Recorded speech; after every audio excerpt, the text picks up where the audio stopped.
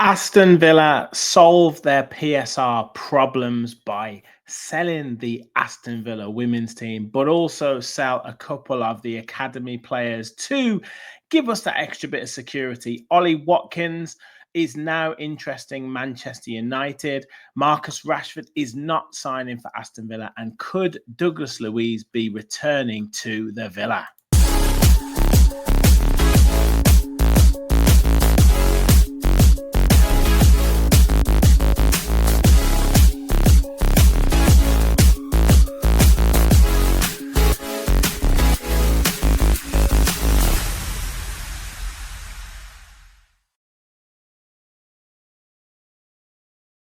Hello and welcome to the Villa Park podcast. It's me, Rich, and I'm back with another Transfer Talk Roundup special. Make sure you smash that like button and hit the subscribe button. We are so close to 6,000 subscribers. Yes, I know we've been covering the transfer rumours, and yes, it does get a bit tedious talking about all these rumours and potential players coming in. And yes, there's lots of rubbish out there, but we like to talk about what's going on at Aston Villa. So please help us, and I'm sure football will be returning very soon. The football chat will be returning very soon.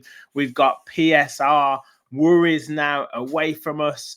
And yes, we've sold the Aston Villa women's team to V Sports Investment Group for £50 million or £55 million, putting the PSR problems away for at least another year or so, and potentially looking at offsetting £50 million as well onto the new warehouse project. We will discuss more on that tomorrow on Tuesday night in the fans forum. So make sure you get your comments in, get your questions in regarding that when we get myself and the boys on to discuss all things Aston Villa in the fans forum. But we also sold a couple of the younger players today who have been, I guess, no secret that we're looking to move them on. Kaine Kesler-Hayden was the first player to be announced that he's on his way out. He's actually going to Coventry City. It was initially reported that it was a £3.5 million fee. I think it's somewhere in between that and 5 million. I think one or two reports were saying 5 million after a little while, that it was slightly higher than the £3.5 million. But regardless, that's still a pretty good fee for Aston Villa to get for a player who's had a couple of Premier League experiences, but all his experiences being in the Championship. We've put a significant sell-on clause in there apparently as well. So if he does do really well at Coventry City, which we hope he absolutely does, and he does move on from there for a higher fee, then perhaps if he moves on for 20 million or something, if we've got a 20% fee, we're looking at another 5 million on top of that. So that would be really good if we can utilize that. He's obviously come through the academy. So in terms of pure profit and PSR terms, that's a great deal for Aston Villa. So means you can offset that cost over 3 years as well. So brilliant bit of business there, and exactly what the academy is for. Maybe could we have asked for a little bit more on it? I think so, but then we might not have got the highest percentage on the sell-on clause. So that's something to bear in mind as well. And then later on this evening, as in Monday, we announced that Louie is signing for Hull City and a £3.5 million deal as well, or £3.5 million fee, I believe. So again, pretty good business. A player who did very, very well at Stockport in League One and has moved on now to Hull City last season on loan. Unfortunately, it was curtailed a little bit with injury, so they've probably not seen the best of him. Although I think with the clamour for his signature across the Championship, I think they moved pretty quickly to get him in. And again, a significant sell-on clause for Louie as well. So, good money for Aston Villa, good profit for Aston Villa as well. I don't know if that counts in terms of pure profit on PSR because he didn't technically come from Aston Villa's academy, but I'm sure you guys can let me know your thoughts on this in the comments. So around about 8.5 million in terms of transfer fees gained from the academy this season. Could be potentially more as well moving on this season. And this is exactly what I've said. If the academy can generate anything between 10 to £30 million a season. That's exactly what it is there for. Unfortunately, the vast majority of the players are not going to make it into the first team that come through the academy. But if you can let them have football careers elsewhere and have good careers elsewhere and get transfer fees for them, that obviously benefits the club and also means that you can reinvest that into the first team or into the academy and the facilities. So a really good situation for both clubs, for all clubs, for all parties involved. And we wish Louie and Kaine Kesler-Hayden the best of luck with their futures. Now, it's also been discussed that Aston Villa are not going to exercise the £40 million buy option on Marcus Rashford. And I think that was pretty obvious that we weren't going to do that.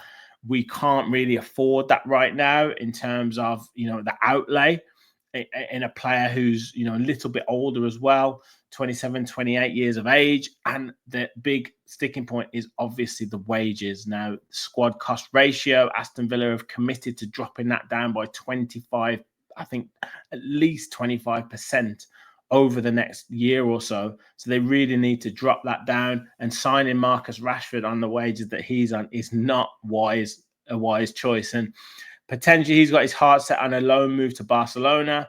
There might be one or two other clubs in there as well linked with him. So that isn't going to be done by Aston Villa. And look, he came in, he hit the ground running with Aston Villa. I think he rediscovered his love for football by all accounts. He played with a smile on his face, and Aston Villa fans really took to him. And some of the performances right at the start of his Villa time in terms of setting up goals for us, creating that bit of spark along with Marco Asensio, was really brilliant. And that performance, particularly in that second leg, the second half against PSG, was up there with one of the best second half performances, one of the best times I've seen from an Aston Villa, or from a player wearing an Aston Villa shirt. So absolutely fantastic performance in that game. And yeah, really good, really good times at Aston Villa, really good memories. But, we're not going to sign him. And that's potentially, I think, the right move to do.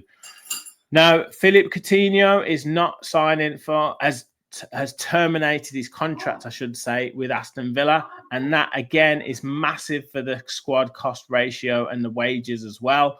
And really does, I think, take away all that sort of worry now and the bad feeling towards Coutinho, his time at Aston Villa. I mean, the contract he was on was ridiculous for a player of his age. I don't know what Christian Perslow and the hierarchy at the club were thinking at the time. Yes, he came in and did really well in the loan spell. And yes, for flashes of that first season that he officially signed with us, he was good. But signing a player with that injury record, with the commitment that he might or might not have for Aston Villa, and I think a 4 or 5 year deal was just ridiculous with so little sell-on value as well. I mean, what were we thinking? What were we going to get out of it off the back of that? So, yeah, I think a real shame and a real sort of bad business from Aston Villa. I don't blame the player for signing the contract. I mean, who would blame the player for signing a contract? And I don't think, no player would turn down the opportunity to sign that contract, and no one would say, oh, well, don't give me the money that I've signed the contract for. So, look, we would have had to have paid him off, I'm sure of it. He may have decided to take some sort of early release fee as well off the back of it. So maybe left some wages on the table. So I don't know whether we'll find out the full details, but I think, moving on from both parties is the best that can be said. And look, it takes off a considerable amount of wages, as I said, from the club in terms of the squad cost ratio moving forwards. We've also had links today with Ollie Watkins potentially moving to Manchester United now, and him being on their shortlist if Rasmus Højlund leaves the club. Now, that's a very, very puzzling situation. I mean, if I was Manchester United, I'd be trying to sign Ollie Watkins to replace Rasmus Højlund, not if he leaves. But I don't want Ollie Watkins to leave, but that does seem very bizarre in terms of the rumour. You would just be like, forget Rasmus Højlund, I want to sign Ollie Watkins if you were Ruben Amorim and you're really serious about signing him. Now, how much truth is in it? I don't think there's much at all. And it's interesting that really things have gone quiet on the Ollie Watkins front. We were saying the other day about him being third in the list on Arsenal's radar. Why Aston Villa would sell in that sense, I do not know. So that's I think dead in the water. I don't think Watkins moves anywhere. I think he's an Aston Villa player next season, and I wouldn't be surprised to see a potential improved deal, improved contract, and sort of, you know, spending the next 2 or 3 seasons at least with Aston Villa moving forward. So that would be my opinion, but you guys can let me know your thoughts in the comments. And finally, could we see a potential return for this man, Douglas Luiz? It has been rumoured that potentially Aston Villa are talking about potentially bringing him back in a 21 million euro deal. Now, that would be really interesting, wouldn't it? Having sold him for PSR, the valuation around about the 40 to 50 million mark, and then Berenachea and Sam Illing Jr. coming to Aston Villa in exchange. And then for him not to really hit it off at Juventus, I think it, by all accounts, a really frustrating season for him at Juve. There's been lots of rumours about him returning to England. Nottingham Forest potentially interested. I think Leeds were even talked about being interested. And then I think every club under the sun has potentially been linked with Douglas Luiz. So it'd be interesting to see if Aston Villa do go back in for him and whether he would potentially want to return. There's been interviews where he said, you know, he really loved his time at Aston Villa, almost hinting at sort of regretting leaving Aston Villa. I think he had to come out and issue a statement that he was just talking about his time at Aston Villa and how much he loved it. So I think in his heart of hearts, I think he really would want to come back. Now, again, whether we could accommodate that is another matter. We've got Amadou Onana, Boubacar Kamara, Yuri Tielemans, Enzo Berenachea, who's going to get a chance in pre-season, Ross Barkley, who Unai Emery has called out as wanting to get more out of him next season if he can stay fit. So Luiz obviously would be above multiple players in that pecking order of that midfield, but would he command a start again? And that's, I'm sure, what he wants. He wants regular first-team football, but be an interesting one to explore. And as I keep saying, Kamara hasn't signed that deal yet. He, I imagine, has got his eye on running down that contract, seeing where Aston Villa finish next season. But the longer that goes on, the more that clock ticks, the more Aston Villa need to put the pressure on him to either sign a player or at least look for an alternative to then make him think, well, I need to move, I need to get minutes, and then Aston Villa can get that transfer fee for him. So it's going to be interesting to see what happens over this next month or two with the transfer window, because now we've got this June the 30th out of the way. Now we've got this PSR issue out of the way. Now we've sold a couple of the academy players as well, which frees up, I imagine, more funds to be able to be spent. Now we'll see what signings Aston Villa can make. And I'm pretty sure we will make a couple over this next week or so, because Unai, as I said, will want everything settled for the pre-season to start. I think the first friendly against Walsall's the 16th of July, if I'm right. So I think he'll want a few players in by then, and certainly before we go to the States, because he won't want a repeat of last season and the kind of start that we had. Yes, we started the season off well, but we weren't playing well. And then it ultimately caught up with us because we had players that were half cooked. We had players that weren't quite into Unai Emery's style. And that always unravels when that initial adrenaline rush sort of dies down. So he will not want that to happen this coming season. That's it from me. Let me know your thoughts in the comments. Your thoughts on Kaine, Kesler-Hayden and Louie Barry moving on. Was it a fair set of transfer fees for you, or did you expect a little bit more?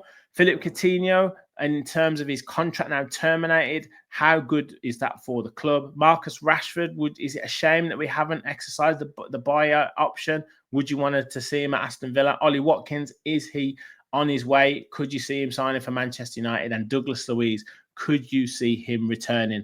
Let me know your thoughts in the comments. Smash that like button and hit that subscribe button. Help us continue on the road to 6,000 subscribers. We'll be back Tuesday night for Fans Forum, so make sure you get your comments and questions in ahead of the show. Thank you all for watching, and as always, remember, we'll follow the Villa.